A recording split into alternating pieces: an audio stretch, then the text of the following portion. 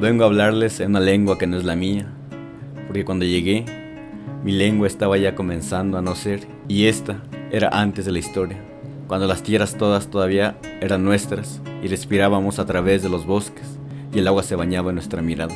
Y sin embargo, por sobre toda imposición, mi lengua todavía es, aunque ya no en mi cuerpo, sino en el porvenir de cada niño y niña purépecha. Muy buenas tardes, estimado auditorio. Desde Radio Fogata le mandamos saludos a través del programa Juchar Guandacua a todos los que nos escuchan, las comunidades vecinas y el auditorio aquí en Cheranqueri. Nuevamente regresamos este día a nuestro programa con la intención de seguir pensándonos y tratando de resolver estas preguntas. Buenas tardes a todos, mi nombre es Trinidad Estrada Vilés. Sí, formo parte del Consejo Mayor de la Comunidad de San Francisco Cherán. Pues ustedes pueden ver que es una comunidad ahorita tranquila, libre de situaciones de violencia, situaciones de levantones, situaciones de secuestros, que atrás del 2011 pues lo vivíamos, ¿no? Era un Cherán ya ya no estaba respetado, ya los hombres estos que se dedicaban a secuestrar o a hacer cosas malas, pues ya estaban ahí, hasta en el pueblo, cuidando a ver quién pasa, quién no pasa y a qué horas agarran a alguien. Y llegó a ser inhóspito Cherán, ¿no? Por las tardes, se volvía un pueblo fantasma y esto, digamos, se recuperó de modo evidente después de abril, ¿no?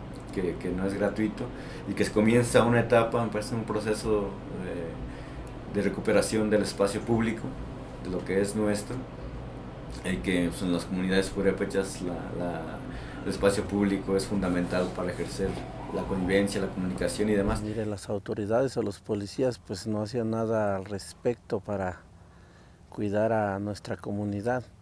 De hecho, ellos mismos fueron los que guiaron al grupo armado al Calvario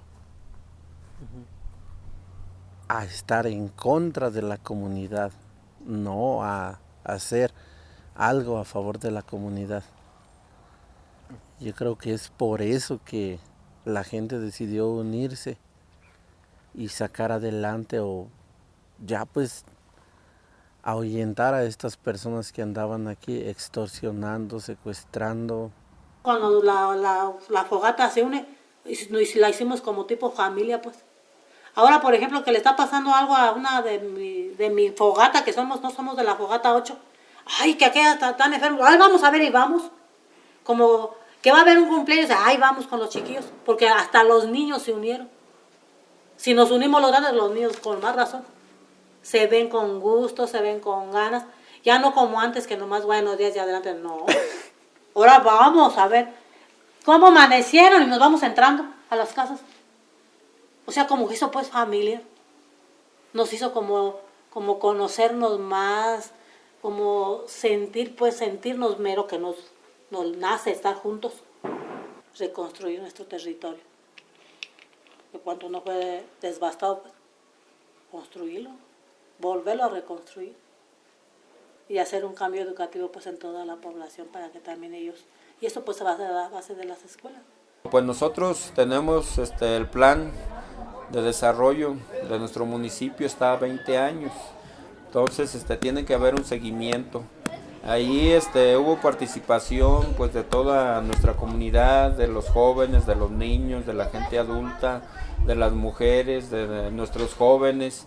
Ahí expusieron pues precisamente las inquietudes, cómo quieren un Cherán en lo posterior. Yo creo que esto está en proceso, estamos construyendo ahorita, pues nosotros somos de paso.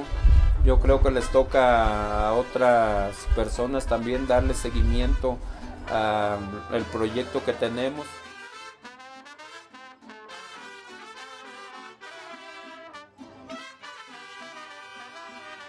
Así comenzaba un nuevo ciclo de la tradición oral, cuando sonaron los cohetes allá por el Calvario. Era el estruendo del despertar de la conciencia purépecha.